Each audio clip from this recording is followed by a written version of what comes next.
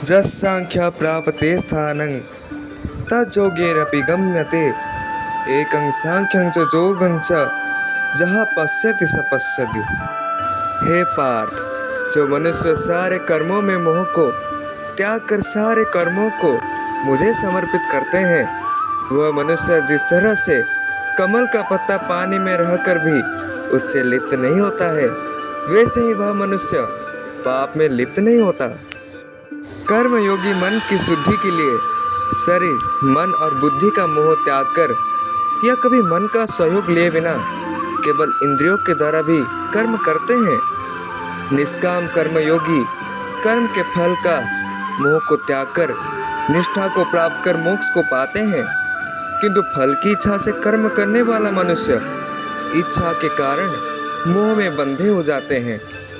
शरीरधारी जिसने इंद्रिय को जीत लिया है, मन से सभी कर्मों को त्याग कर ना तो स्वयं कर्म करता हुआ और ना ही दूसरे के द्वारा कर्म करवाता हुआ इस 9 द्वारे वाले शरीर रूपी घर में वो सुख में रहता है।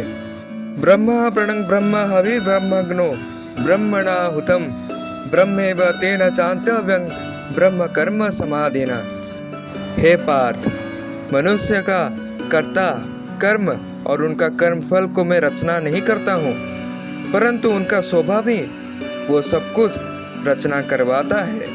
नाददे कस्यचित् पापं न चैव सुकृतं विभुः अज्ञानेन वृतं ज्ञानं तेन मुह्यन्ति जन्तवः। हे पार्थ, मैं ना किसी के पाप को ग्रहण करता हूँ और ना ही किसका पुण्य को ग्रहण करता हूँ, किंतु अज्ञान के द्वारा जीव का ज्ञान ढका हुआ है, उसी से सारे जीव मोहित होकर रहे हैं। खुद ज्ञान से नष्ट हो गया है, उनका वह ज्ञान सूर्य के समान प्रकाशित होकर उस परम तत्व का प्रकाशित कर देता है।